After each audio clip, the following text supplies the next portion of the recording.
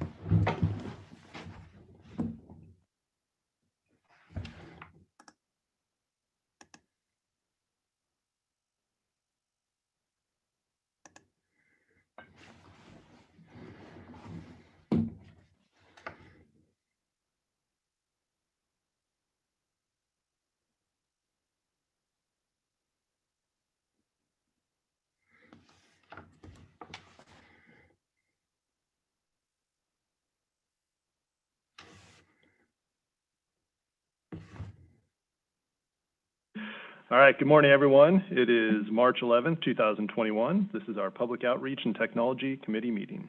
Ms. Linker, would you please call the roll? Commissioner Wilson? Here. Chair Matich? Here. We'll go ahead and proceed to item number 1. This is public comment for items not on today's committee agenda. Do we have any public comment for items not on today's agenda?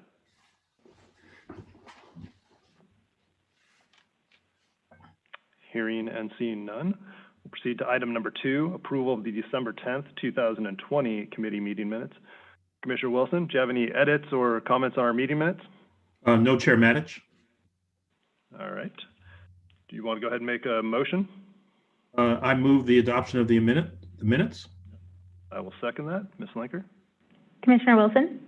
Aye. Chair Matich? Aye. The motion passes. Thank you.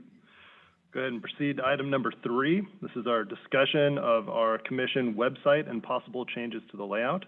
And we have Larissa Hahn, our Chief of Administration, and Jay Wyringa, our Communications Director. Welcome. Good morning. Good morning. Good morning. All right, who's gonna lead the discussion, you guys? Probably Larissa. All right, Larissa, you're up. But I'll chime in. Okay, I'm it. Okay, so let me share the screen quickly so we could see my presentation that I'm going to speak a little bit about.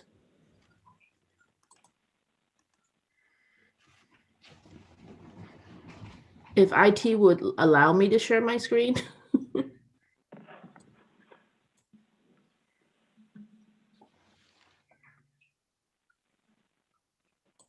Good. Okay, you should be able to share it now. Got it. Thank you. Okay, I would like to begin presenting that we recently have done an update onto our website for the purpose of people that haven't logged in for the last 2-3 days. We done a little update so we could have a mobile compatible version. First, I would like to demonstrate the difference. So on your left of this chart, you will see what it was like when you pick up a mobile device and you log into the FPPC website. The mobile device usually load up what's on the left before they load what's on the right. So in order for us to have a mobile friendly version, we just recently launched an update where the table content we used to have on the left, we moved them and shift them to the right. So then when people get onto a particular page, they could actually see the content before they see the table itself. As you can see, if you load the mobile device, the old data used to show you the table on top and you really don't see what the page that you're looking for.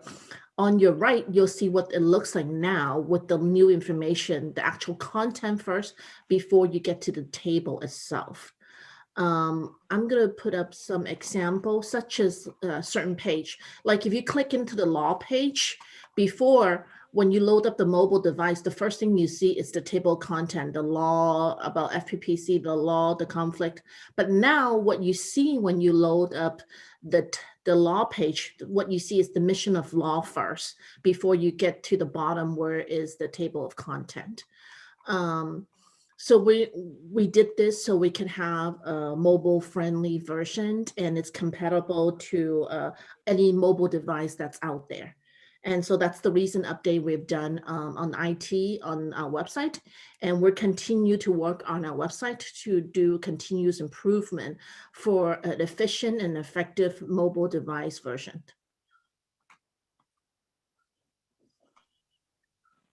Great. Thank you, Ms. Hahn. Thank Commissioner you. Wilson, did you have any questions for Ms. Hahn? Not on the particular mobile device update, but I think it's good to provide as many means of access to our FPPC website so that the public and people in general can get access to the information. So thank you. Thank you. Ms. Hahn, when we made these upgrades to help have more efficient mobile device access, was there any content that we had to remove that is no longer accessible to the public? Not at this time. We really did not remove anything off of our website. What we did was just shift things around. So the content itself is still the same content we used to have. Okay, that's great. All right, Ms. Hahn, anything further on item 3 from you? No, that's it. Thank you. All right, Mr. Wieringa, anything you wish to add? Well, just a brief update. I don't have anything to present because we're still in the sort of the information gathering stage. What we started doing before the pandemic hit was to try to reach out to each division and have staff themselves provide some feedback on the website, what they saw might be problems, what were problems. And that list was fairly comprehensive. And then however, I thought it best to take a different approach and kind of start from the beginning, from the top down. It's been 5 or 6 years, 7 years, 6 years, I think, since this new website was unveiled for the FPPC. And we really haven't had a comprehensive review of it since. So I have sent out a sheet to all the division chiefs to sort of take a 30,000 foot level look and say, okay, instead of some specific thing on some link here or there, what does it look like? What's our audience? Who is our main audience, 2 or 3 or whatever? Get the feedback from the division chiefs and sort of look at the website as a totality. Obviously homepage being the most important thing. And then to see what we wanted to do, what we could do in terms of streamlining it, focusing it more towards our core audiences, at least on the web page, defining what they are just by looking at it to a certain extent, sort of like the public and the media, the people who know about and are intricately involved and knowledgeable about what we do, and those that, have barely heard of us for the first time ever. So, and we encompass all of that. So that's what we're in the process of doing right now. I should have some of the initial feedback back to me by the end of the week or next week. And then I thought it good for at some point to have sort of a little meeting with all of us and see what we agree on and what we want to do and what we can do within our budget, within our state mandated guidance for state websites, because there is a basic template, and Larissa can, I think, attest or back me up on that. I think there is a basic template we have to follow. But what are our creative limits within that? So that's where we're at, and that's my update on that. Great, thank you, appreciate that. Commissioner Wilson's question for Mr. Wieringa. Oh, well, I also much have a question. At the appropriate time, Chair Matich, I'd like to at least generate some discussion on a potential recommendation to the website whenever you deem that appropriate. Yeah, go ahead. Okay, well, first of all, Mr. Wyringa, and I said your name 100 times when I first became the commissioner, so I could at least get it close.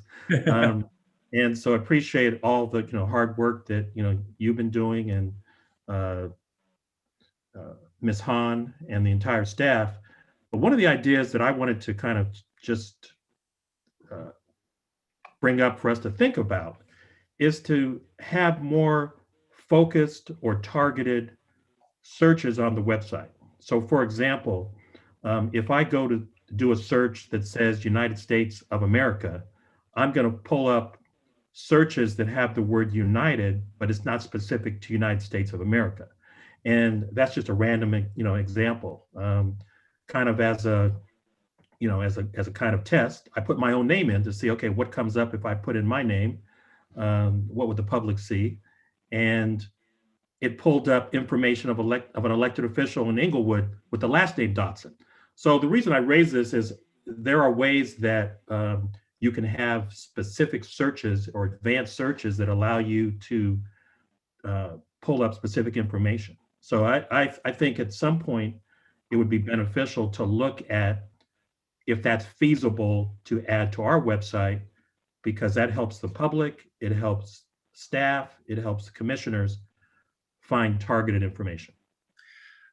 Commissioner Wilson, you're very correct in that assumption, because that was one of the top items of feedback we got on the initial round from staff. Is no matter which part you're looking into, enforcement actions or advice letters, or, as you say, just simple names or phrases, the search function overall was something that most staff felt needed some improvement, some modifications, and just as you say, to limit and if you're looking for a certain specific thing, you don't get 14 pages with 2,000 responses. So that is one of the things that the staff has duly noted and recommended, and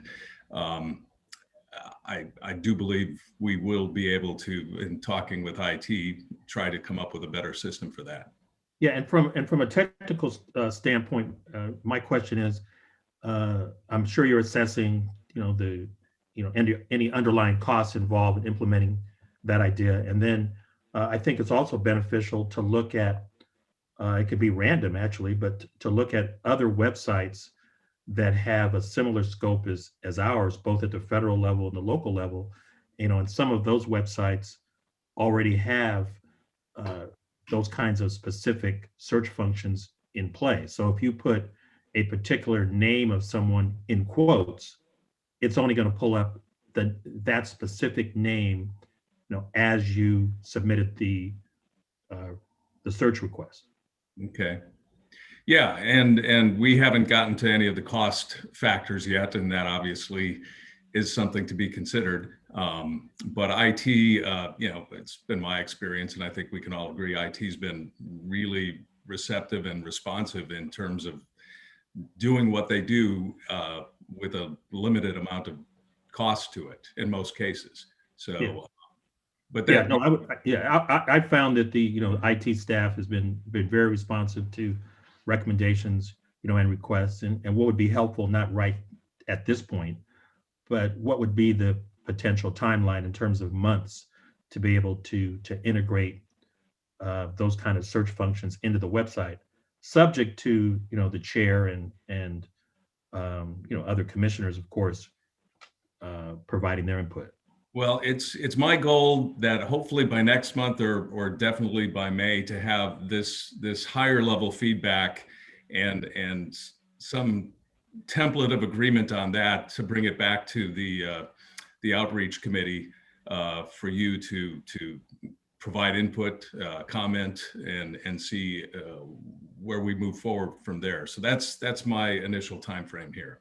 Okay, all right, thank you. Yep. Yeah, Jay, I think it would be helpful if we could, because I know your plan is to come back in April with an update on this, and I think that's great. If we could, between now and then, talk to IT specifically about the feasibility of the idea that Commissioner Wilson just articulated, because I think it's a great one. I also think if there's a way to also look at if there are ways to improve the targeted search capabilities for our advice letters that are on the website. I know a lot of lawyers and other folks rely on.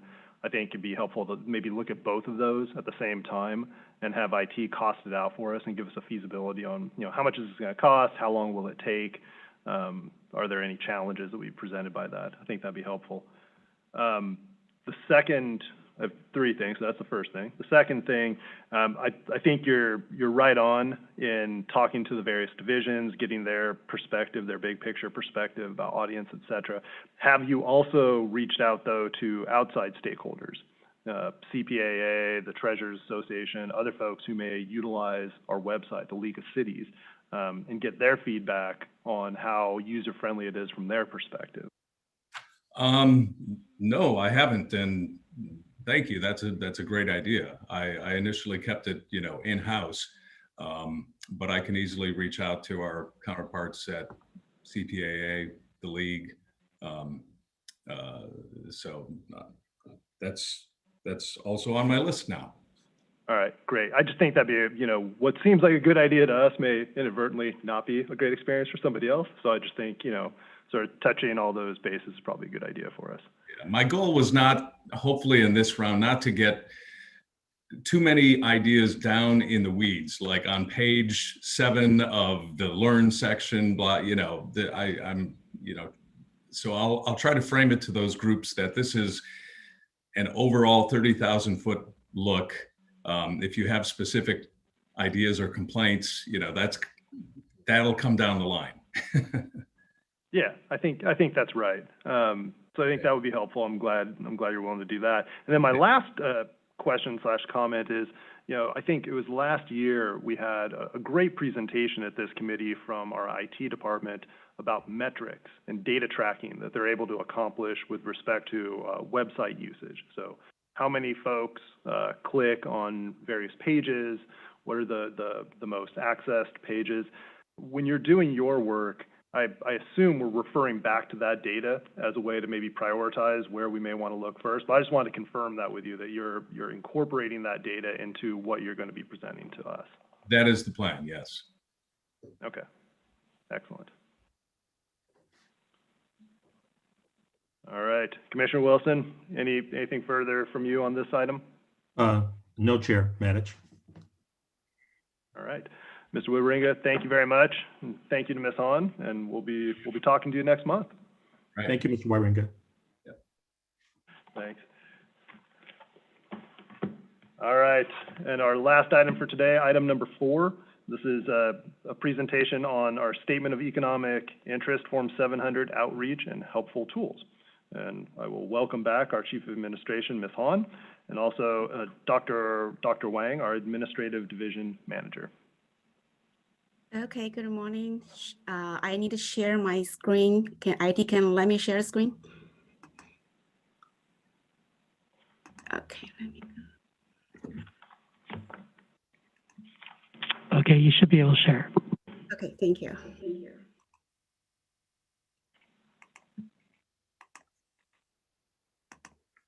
Who thought that the power to share screen would be so significant in 2021? But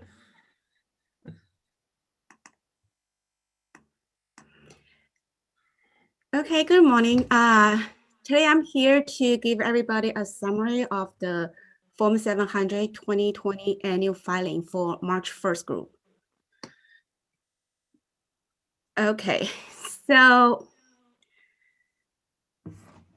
we gather all the data on March 5th.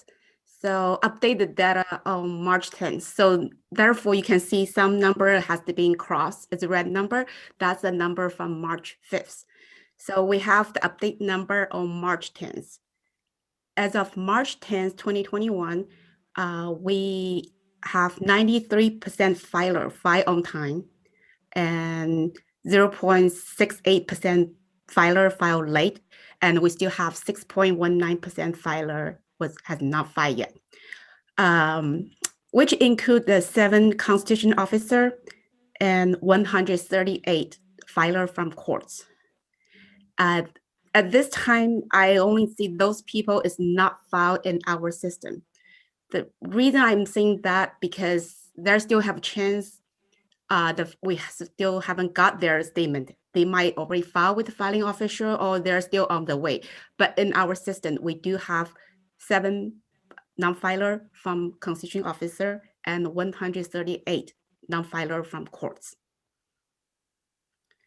So for March 1st group, we send out the annual notification on January 5th, and first reminder February 2nd, and second reminder February 22nd.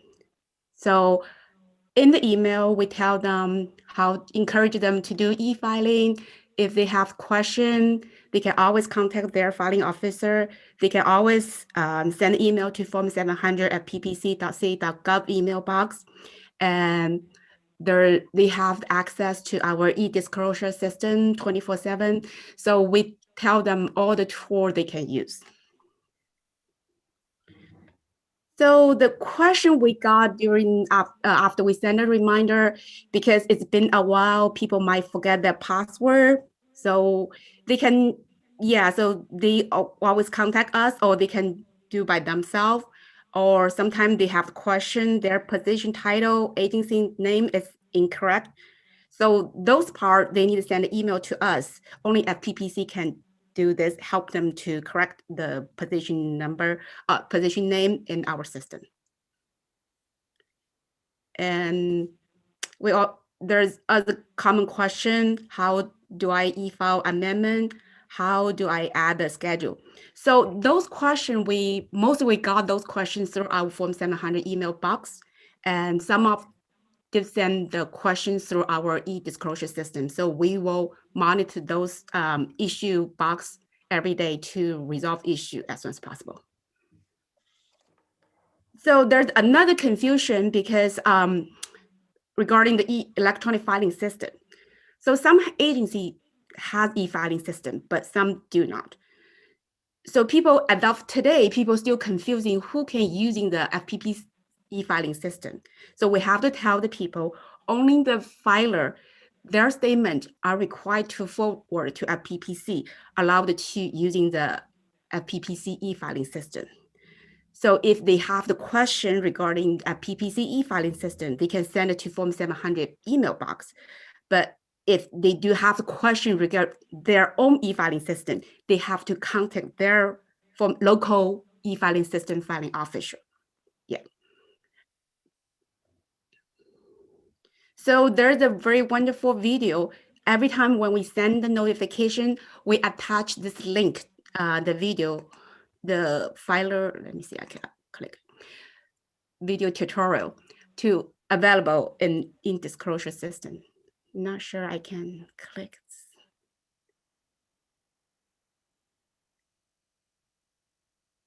Yeah, this video is very helpful for the filer.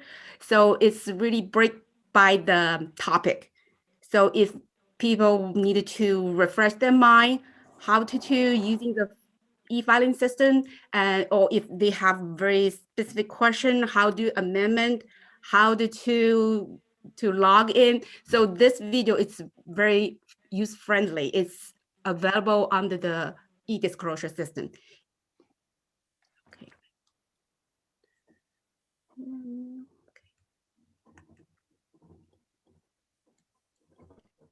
So as of March 10th, for the March 1st group, we have 77% filer submit electronic through FPP system, which is good, but we still can improve more next year. So e-filing system for FPP is really user-friendly, so it's very easy to use. So maybe next year we can advocate and encourage more people using e-filing system. Okay, so that's my presentation. If you have any question, it's time for question. Great. Thank you, Dr. Wang. Commissioner Wilson, did you have questions? Oh, if you had a question first, I'll defer to you, Chair, and then I'll ask my question after you. No, go ahead, Commissioner Wilson. You're up. Okay. Well, first of all, thank you for your presentation. It's very informative. And one of the recommendations that I was going to make is that you should have a video. But I found the video when I did a search a few days ago, so I scratched that off my list. But you gave an excellent presentation on or as part of your presentation, reminders that are sent out to filers that the March 1st deadline is coming up. A couple of those went out in February. So my question is, in that email, do you include a link to that video tutorial? Because that information that you have online, how to actually file electronically, I think is very beneficial. And if I have to be reminded that the deadline is March 1st, I may need to be reminded on how to actually file electronically. I know personally, and I know many people experience this, they were kind of intimidated initially by the e-filing, but once you do it once, it's like riding a bike. It's very simple. Yeah, definitely. Yes, we include that link in our reminder letter. Okay. Well, yeah, there's the link. It's there's how to use the e-filing system. Please click this link. We will go to the filer. Yeah. Oh, that's perfect. That's great. Okay. Well, thank you. Mm-hmm. All right. So first question / comment, going back to the filing status chart that you sent out, and I know this has been updated as of March 10th. For the constitutional officers, it shows that as of March 10th, 7 had not filed. That's what our chart says. And I understand your statement earlier to be that that's what our system shows. And so my question for you is it possible that those 7 constitutional officers did file paper Form 700s timely, but we just haven't received them yet? So I did. So our staff did contact the filing officer for those 7 filer. Some of them is already filed. So the filing officer over there hold the statement, haven't mailed to us yet. But she's not coming to office until next week, so she will mail the statement to us. Yet some of them is already filed. Okay, so I think, and I'm gonna have another comment in a second on the same lines, but I think it's really important that even though in our system it may say not filed, I think that communicates the way you've articulated this to the public, that there's 7 constitutional officers who just didn't file their Form 700 on time. And what I'm really hearing is we just haven't received the proof of that yet. And there's a difference there. And I think we ought to be very clear when we're putting stuff out publicly in particular that, instead of not filed, I would at a minimum drop a footnote that says we haven't received copy yet. They could have filed by paper, and we just haven't received that copy yet. Because I'd hate for us to have something out there that paints a picture of 7 constitutional officers who didn't comply with their duty, when in fact they may have, and we just haven't received it yet. So I think that's an important, when we're putting out these charts, I think we need to be extremely clear and nuanced. And the same comment applies to the courts. My understanding is that, in our system, again, we may show that 138 judicial officers or court employees haven't filed yet. That's what our system shows. But my understanding is that judges, for example, file with their court clerk, and then the court clerk transmits a copy to us. And so even though we may not have received that copy yet, that particular judge would have, in fact, complied with the requirement to file by March 1st. We just haven't received it. So I think, again, in fairness, we need to be clear when we're putting this out. These folks, it's not that they haven't filed, it's that we haven't received proof of it yet. Commissioner Wilson? Chair Matich, that's an excellent point. And if I can make another suggestion that may or may not be in place, I know that some filing entities already do this, but if you have a combination of e-filers as well as filers who are submitting their Form 700, as a, in print, is there any communication on the filing, on the date of the filing deadline with those entities like the Judicial Council or Constitutional Office, where they're in touch and say, look, these are all of the filings that we've received by the March 1st deadline? Because if there was that communication, then it would be clear that okay, it looks like on our end, the FPPC's end, that there are 7 constitutional officers that haven't filed, but based on the communication with that office, then we would know how accurate that number is. And the onus should be on the filing office. It shouldn't be on us. But if you have a liaison, for example, with a particular, entity, they can communicate that, to us. So just a thought. So by the law, the filing officer they're required to mail all the statement within the 5 days of the deadline. Right. I So the understand that. filing office, so it's really rely on the filing officer. They did follow the rule, mail us the statement on time. But yes, so we will not send out the non-file letter to anybody before we send out the non-file letter. So yes, I think that's very good. We always to contact the filing officer over there, make sure if they have the statement. We don't want to send the wrong non-filer letter because people might already file, just filing officer still hold the statement, still haven't mailed to us. So every Right. time when we send out the non-filer letter, we make sure our staff will contact the filing officer over there, see if they did file with them or they did not file with them. So we will do this step to And is that inquiry made on March 1st or is it made after March 1st? We will do after March 1st. Okay. So before the March 1st, we will send the newsletter to all the filing officer.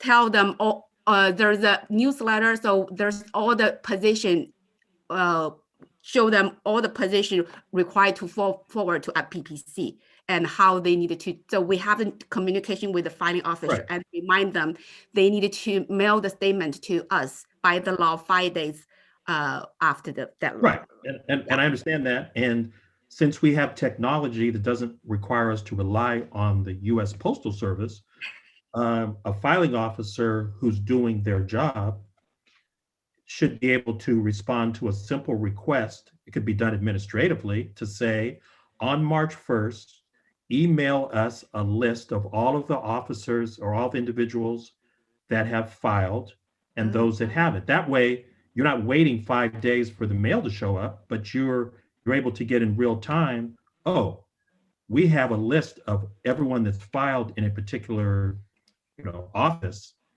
without naming specific offices. And then from there, I can match that up with what I receive, what we receive five days later. I mean, it would take 5 minutes to do that. If you're the filing officer and you're tracking 20 names, for example, okay, I've received 18, but I haven't received, additional 2. And then you email someone at the FPPC and say, this is the list. And that would eliminate that error within that 5-day, timeline after the March 1st deadline. That was a very awesome idea. We're definitely going to add this in our next year. That's really awesome. Yeah, because we really need to communicate with the filing official. Right.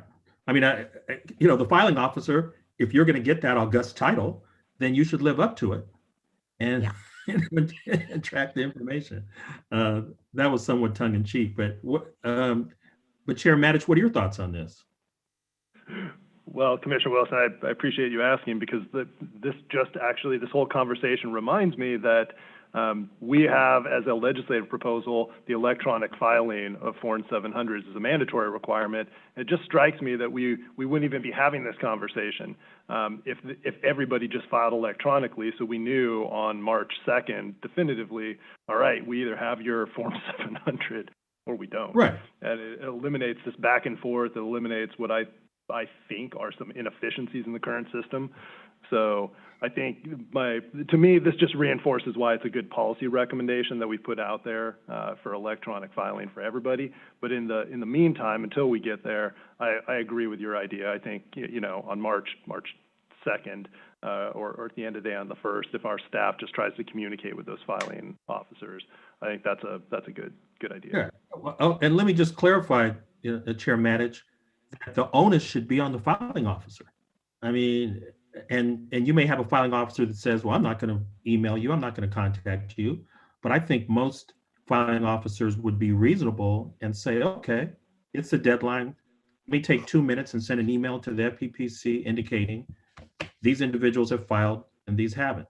But I agree with the chair that once the legislation is passed, if it is passed, then that will rectify the problem. Agreed, because for March 1st group, we actually pretty good. We have 77% people submit electronically.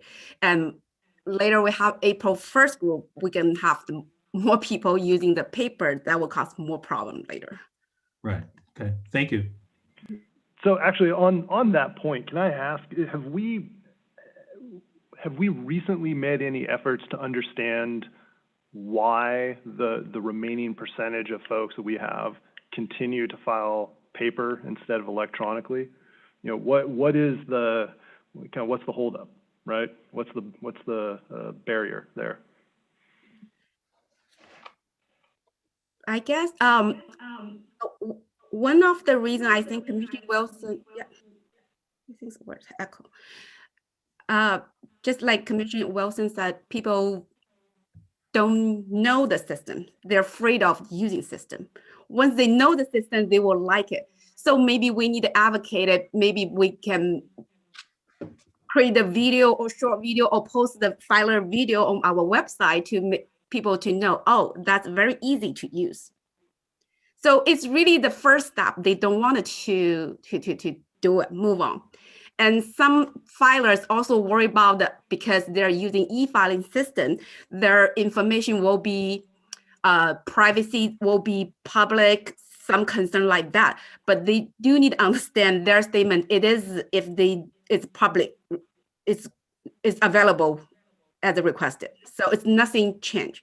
But there's some confusion with the public. Some people don't want to use the e-filing system.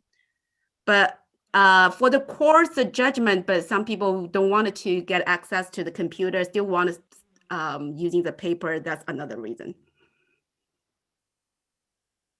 All right, thank you. Commissioner Wilson, I have a couple more questions, but I wanted to, did you have anything further? No, sir. All right. So one thing I thought was interesting from the presentation was frequently asked questions, changing position title. It's funny. When I first did my Form 700, I noticed it said chairman, and that's contrary to, I think it should be gender neutral. It should just say chair or chairperson. And I tried to change it, and I couldn't.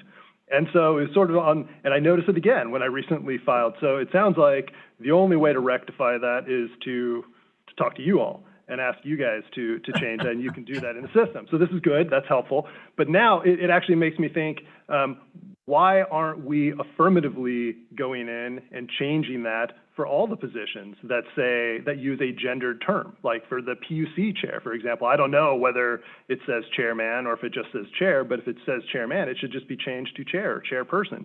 Is that something we can just do ourselves, or do we have to wait for somebody to request that? All the position number match the conflict of interest code. So yeah, we can change the position. So that's why we, in our system for the admin setting, we didn't give the filing official or filer this power to change the position, the name of the position, because we want to be consistent. So we wanted to all the position name match the conflict of interest code. Yeah. But if you wanted to change the position title, yeah, so you can go ahead, talk to filing officer. We think it's reasonable. Yes, we can go ahead and change the position. But we just don't want it to filer change the position name. So kind of want to still have some control with this title of the position, wanted to match the conflict of interest code we receive. For example, in our FPP conflict of interest code, it's chairman, so maybe it's chairman. Right. Okay. Commissioner Wilson? With all due respect to the conflict of interest code, you know, some of these changes I thought would have been made like in 1990. But you know, chairman versus chair, that one is cut and dry, and you know, the chair, our chair, Chair Matich is right on point there.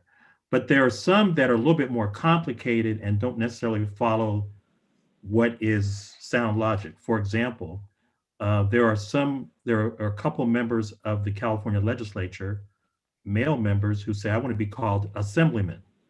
Most members prefer to be called assembly member, just across the board. But there are some female members who say, I want everything to be listed as assemblywoman to focus on the fact that I'm a female member. So I think those nuances need to be taken into account.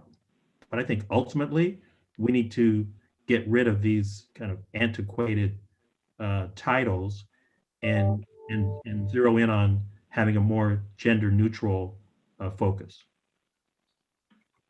Yeah, Yep. so that's a very good point. So another reason we don't want the filer to change the position title because there's other concern about the data exchange. So if the filer, they're using not FPP system, they're using local entity system, we do want to, ensure the data exchange successfully, the position title need to exactly match. So chair must be chair, chairman match chairman. So need to be exactly match. So that's the only thing we taught them. We need to match conflict of interest code position name. So that's another confusion about when data exchange, people say, oh, why my statement stuck in the data exchange? Because filing officer didn't really change the position title, make them match. So, Well, can I ask so let me just take a step back here. Several years ago, the legislature passed a bill or resolution to the effect that the state codes, all of our laws, our statutes, should be written in a gender-neutral fashion and should be updated to reflect as such. Despite that, we still hadn't done that with the PRA. We are in the process of doing that, so that'll be at least changed. And so when you're talking about the conflict of interest codes, I guess my concern is that if somebody hasn't gotten around to updating the code, but the underlying statute for that position has been made gender neutral, under those circumstances, it sounds like you would still use a gendered term even if the statute had changed, just because the filing officer hadn't done anything about it. Is that right? Yeah, so that maybe is not my question. It's the code. So we use the education, the code units. When they approve the code, they will forward us a copy of the code. So we will put in our system to match the position title. So really depend on the that process, how often the code being developed. So may I add something to that, Chair Matich and Commissioner Wilson? So we have a unit within our agency that handle the code review. And then the code review, usually, I believe it's reviewed once every 2 or 3 years, or if they have a major structural change. And that's how the code gets developed. It's through our legal division, IV units that does the code reviewed. So if we want to change those gender neutral terms, then we would start there and then having them to revise the position title itself with the agency to confirm if that's the case. And then that way we could start from there. I mean, that's probably the best place to begin our gender neutral terms. All right, Commissioner Wilson? Okay. Ms. Hahn, that sounds very logical. However, I think we need to be more proactive. It's not your position to necessarily make this recommendation, but in consultation with Executive Director West and our General Counsel David Bainbridge, we need to look at whether if the legislature passes a law dictating that these titles are to be gender neutral, I would assume that's more of a directive, not a request of administrative agencies that handle codes. And I referenced the filing officer as being a powerful position kind of in jest, but if the filing officer can decide for whatever reason that he or she wants to use the term chairman and not chair, then that should be overridden by the fact that there's a law in place that says something different. Yeah, I agree 100% with that. And let me just add, I mean, and please correct me if I'm wrong, but as I understand it, it's our internal policy to rely on what the filing officer is putting in the code. We're not legal, I mean, correct me if I'm wrong, is there a law that requires us to follow that, or is that just a matter of internal practice? I believe Hahn, that's been, Dr. Wang? yes. I'll answer that. I'll take that one. I think All right. it's been our internal practice that our co-review unit work with the filing officer or their attorney in each agency to update the code and the title of the code. I can't say that we can't go back and reverse that process. I think there's opportunity to be proactive, like Commissioner Wilson say, and then decided that that's, we wanted to make it a general neutral term. So then we could propose that way to the agency. And unless they dispute, and I highly doubt any agency would highly dispute because that's part of the law. So we could start from there. Yeah, well, let me just say, that being the case, if it's a matter of our internal policy, I mean, my position is the legislature has spoken on this. I know we as a commission have spoken on this when we directed that our regulations be updated to be gender neutral. I don't see any reason we continue this practice, which is contrary to state policy and our own policy on making things gender neutral. So, I mean, do we need to go to the full commission and get a vote on the record for that change to be made, or is this something that you can just do, Ms. Hahn? I would have to refer this to our general counsel, Bainbridge, on this. All right. Well, I think it'd be nice to get a report back relatively soon on this, because I think this is a circumstance, with all due respect, where our internal processes are getting in the way of implementing a pretty straightforward policy direction here. And so we need to just correct it and move forward, is my view. Got it.